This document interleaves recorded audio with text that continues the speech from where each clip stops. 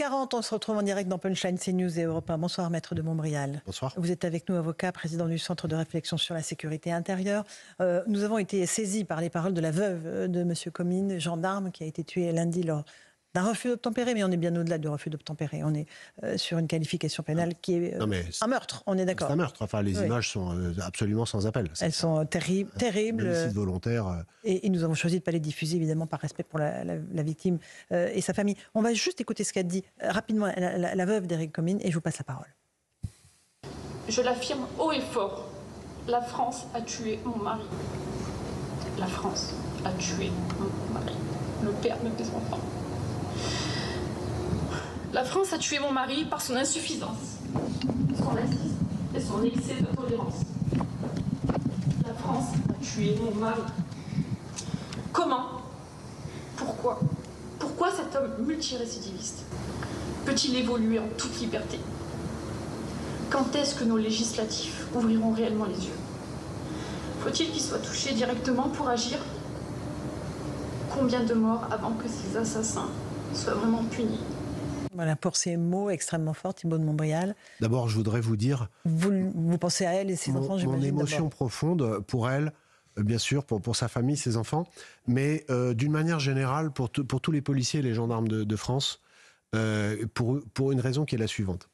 Les propos extrêmement forts de cette femme, on n'a pas l'habitude de les entendre dans le débat public, et on n'a pas l'habitude de les entendre dans la bouche des proches des policiers et des gendarmes qui sont tués ou gravement blessés, parce que la plupart, soit n'ont pas la force, soit n'ont pas l'envie, et donc se contentent soit de ne rien dire, soit de participer à des marches blanches, etc. Et du coup, on a un peu l'impression, quand on ne connaît pas bien ces sujets, quand on en parle avec des politiques ou des gens qui observent de loin, qu'il y a ce qu'on appelle, alors on dit c'est formidable, c'est très digne, etc. Alors, à contrario, il y aurait donc un manque de dignité à dire les choses que l'on ressent. Et on finit par perdre de vue une chose qui est essentielle, c'est qu'aujourd'hui, il y a beaucoup de policiers et de gendarmes en France, je ne vais pas m'amuser à mettre un curseur, vous dire si c'est 70 ou 90%, mais c'est très largement plus que la moitié, qui pensent profondément ce que vient de dire cette dame. Et je sais que les propos ont commencé à déclencher une polémique, parce que depuis cet après-midi, cette polémique, on la voit notamment à fleurir sur les réseaux sociaux. Vous voulez dire que cette veuve est très critiquée sur les réseaux sociaux ? Cette veuve est injuriée, elle reçoit des menaces de mort, il y a des messages absolument atroces de gens qui sont sans surprise d'extrême gauche, enfin en tout cas qui s'affichent sur les réseaux sociaux comme étant d'extrême gauche, proches des réseaux islamistes, etc. Mais ce que je veux dire, c'est que... Parce qu'elle dit que la France a tué son mari à cause du laxisme. Voilà, c'est-à-dire que par une espèce d'inversion totale des valeurs, au lieu de faire un pas de côté et de se dire ces propos qui sont crus, sont un cri qu'il faut entendre, parce que cette femme a perdu son mari, donc il n'y a plus de sujet de se dire est-ce qu'il faut plaire, faire du politiquement correct, etc. Elle dit avec ses tripes ce que pense une majorité de policiers et de gendarmes. Et ce qui est très intéressant, c'est que dans la très haute hiérarchie policière et gendarmique, il y a des gens que ça choque, ce qu'elle dit. Parce que dans la classe politique et dans la très haute hiérarchie policière et gendarmique, il y a pas tout le monde. Je ne fais pas de généralité. Mais j'ai entendu des choses cet après-midi.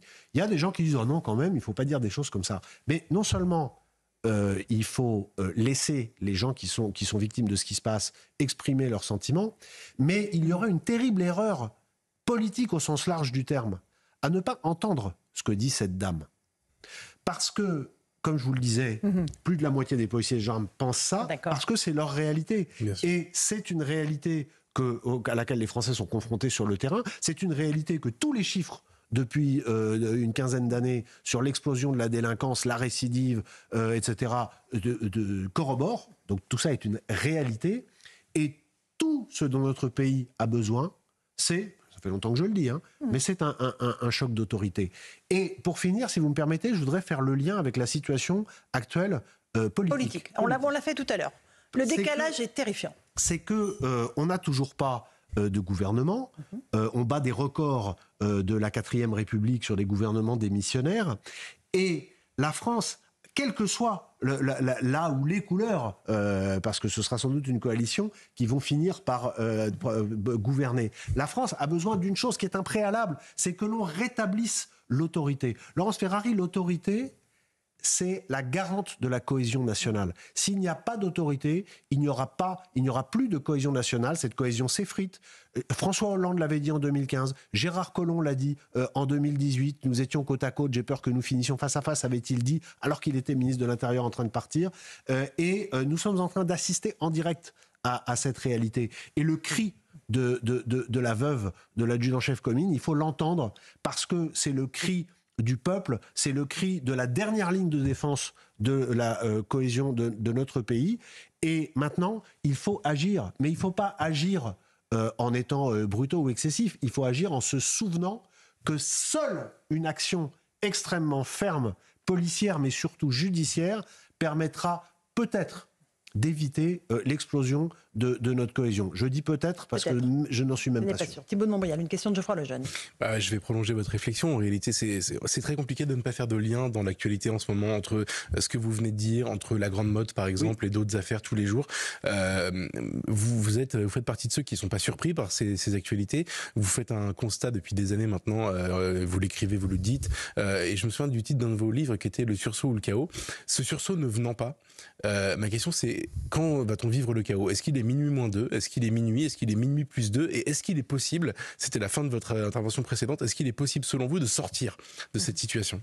Parce que je pense c'est que il manquait, pour qu'on approche d'une forme de chaos, il manquait un ingrédient international. Cet événement, il a eu lieu le 7 octobre dernier. On n'a pas fini de vivre les conséquences sur le territoire français de l'action abominable terroriste du Hamas contre Israël le 7 octobre dernier. Il y a une désinhibition totale, on l'oublie un peu vite, mais l'individu qui a mis le feu à la mosquée, à la synagogue de Rouen était un Algérien sous OQTF. La synagogue de la Grande Motte sont également des Algériens, et Sandra Buisson a rappelé tout à l'heure les éléments que le parquet a rendus publics cet après-midi. Donc il y a eu cet après-midi par exemple, ou hier, enfin je sais plus, mais j'ai vu ça sur les réseaux sociaux en attendant de vous rejoindre, un drapeau palestinien planté sur la plage de Deauville. Voilà, ça c'est des choses qui sont très clairement des provocations et qui montrent qu'il y a une désinhibition et qu'on monte inéluctablement vers une forme de violence, d'autant plus que Geoffroy Lejeune, elle est encouragée au moins à demi-mot, faisons attention à ce que nous disons, mais par la France insoumise, par ses députés. Quand on voit Madame Rima Hassan qui est avec son kéfier à côté de Jean-Luc Mélenchon, qui va à Amman à une manifestation où l'on glorifie l'un des organisateurs de l'abomination du 7 octobre, il y a plus que des clins d'œil. C'est plus que des clins d'œil. Et les invités précédents qui m'ont précédé sur le plateau parlaient à très juste titre de cet antisémitisme qui, en France, est un antisémitisme, je vais le dire pour raccourcir, islamo-gauchiste. C'est-à-dire proche des milieux islamistes et encouragé par l'ultra-gauche pour des raisons électorales. À très courte vue, parce qu'il faut toujours se souvenir que dans l'histoire, quand les islamistes se sont alliés avec l'ultra-gauche, ils ont toujours fini par les éliminer quand ils ont pris le pouvoir.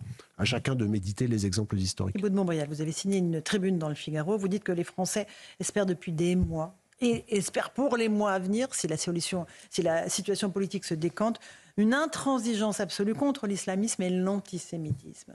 Est-ce qu'on a encore les moyens d'être intransigeant, d'être ferme, d'être dur? Je crois toujours. Moi, j'ai l'espérance et le sens du combat chevillé au corps, donc j'y crois. Mais pour ça, il faut qu'il y ait un socle minimum sur lequel des gens de bonne volonté se mettent d'accord. Il y aura cette opposition islamo-gauchiste à laquelle on vient de faire référence, avec ces activistes qui sont sinon soutenus, du moins qui ne sont pas dénoncés par eux, ils seront là. Donc il faut les combattre extrêmement fermement par tous les outils qui sont à la disposition de notre démocratie. Et j'emploie à dessein le mot de démocratie. Parce que l'enjeu, c'est de sauver la démocratie. Il ne faut pas être naïf. Les démocraties peuvent être attaquées. Elles ont été attaquées par les régimes autoritaires, les fascistes et les nazis dans les années 30 et 40. Aujourd'hui, les démocraties occidentales, elles sont attaquées par l'islamisme. C'est extrêmement simple, il y a toute une documentation, il suffit d'ouvrir les yeux et de savoir lire pour le comprendre. Et ce que nous vivons aujourd'hui en France, mais c'est également ce que vivent les Anglais, c'est également ce que vivent les Allemands. La situation est très tendue en Allemagne avec 2 attentats en 5 jours. Donc c'est une vague qui attaque l'Europe et nous pourrons encore en sortir, mais à condition d'être extrêmement fermes. Et il ne faut surtout pas tomber dans le piège qui consiste à dire que ceux qui préconisent l'autorité sont des gens alors d'extrême droite, des fachos, etc., et qui sont contre la démocratie, alors que c'est précisément les gens, nous sommes les gens qui voulons sauver, protéger, sauver notre Il s'agit de notre disqualifier démocratie. ceux qui réclament l'autorité. Évidemment, il faut disqualifier ceux qui réclament Bien l'autorité, puisque l'autorité, comme je vous disais tout à l'heure, c'est ce qui permettra de protéger la cohésion sociale. Mais pour ça, il ne faut pas faire des petits jeux de politique politicienne. On a très largement dépassé le stade des petits jeux de politique politicienne. Moi, je pense qu'il faudra un choc d'autorité que seule une clarification au niveau présidentiel permettra. Mais en attendant, et c'est le sens de la tribune que j'ai signée dans le Figaro d'hier, en attendant, dans les 3 ans qui viennent peut-être, mais on ne peut pas se permettre de ne rien faire. Vous me demandiez s'il était minuit moins 2, qu'il soit minuit moins 2 ou minuit moins 1, en tout cas, il n'est pas minuit moins le quart. On n'a pas 3 ans devant nous. Geoffroy Lejeune, Laurence Ferrari, nous n'avons pas 3 ans devant nous. Nous ne pouvons pas nous permettre de repasser à la 4e République pendant 3 ans face à la situation sécuritaire de notre pays. Mais Thibault de Montbrial, est-ce que vous pensez que le prochain Premier ministre, la prochaine Premier ministre, on verra bien quel nom sort du chapeau d'Emmanuel Macron, aura pour mission et se dira ma priorité numéro 1, ce sont les sujets régaliens, sécurité, identité, immigration, ou pas? Alors, j'espère... Pouvoir d'achat extrêmement important. Oui, mais bien sûr, pouvoir d'achat... Non, mais attendez, on ne peut pas ne pas ajouter un volet social dans le triptyque. Pourquoi ? Parce que il faut protéger les plus défavorisés. Aujourd'hui, l'insécurité, la violence, elle touche en premier les gens qui sont les plus défavorisés. Donc, rétablir l'autorité, c'est permettre l'assimilation des étrangers en situation régulière, c'est permettre que les gens qui vivent dans les quartiers les plus défavorisés puissent aller faire des études dans des bonnes conditions et que l'ascenseur social républicain fonctionne, etc. C'est-à-dire que le rétablissement de l'autorité permet l'épanouissement de la République j'allais dire que nous aimons dans son principe, que nous avons aimé dans son expression et que nous avons envie de retrouver. Geoffroy Lejeune.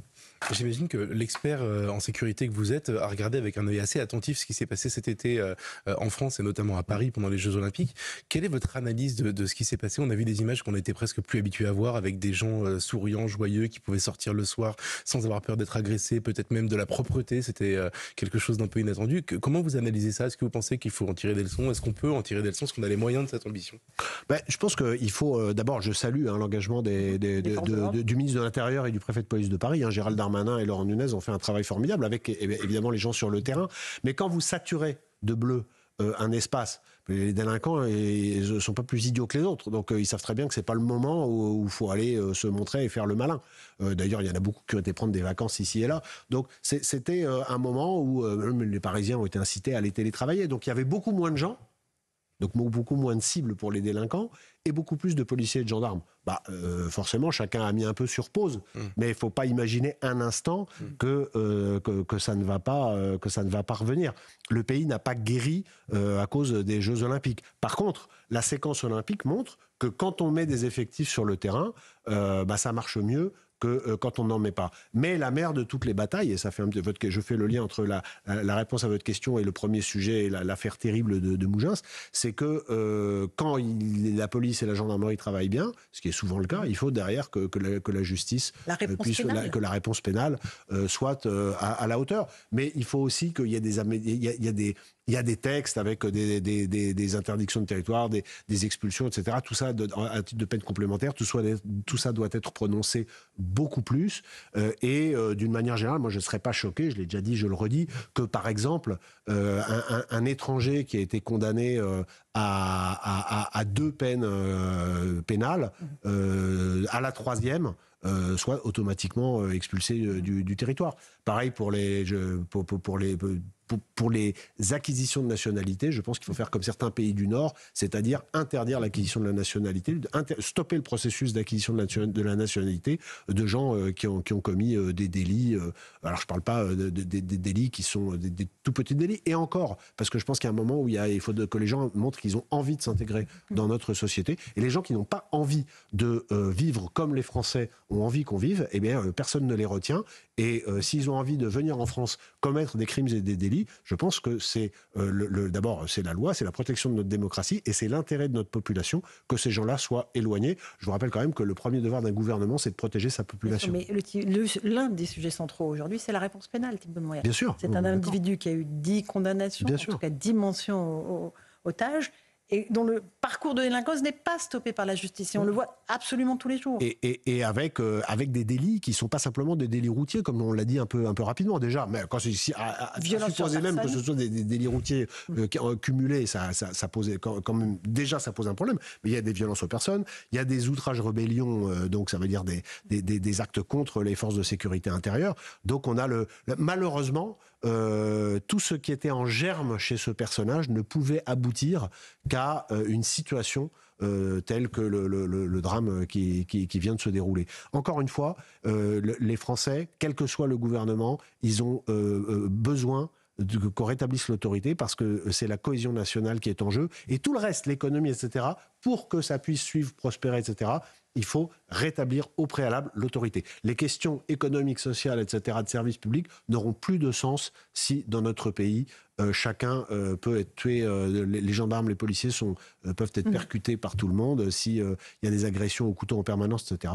Et l'autorité, c'est le préalable au maintien de la cohésion nationale. Merci beaucoup Thibault de Montbrial d'être revenu ce soir dans Punchline sur CNews et sur Europe 1. Merci Geoffroy Lejeune. Dans un instant sur Europe 1, vous retrouvez Pierre de Villeneuve pour Europe 1 Soir, 19h-21h.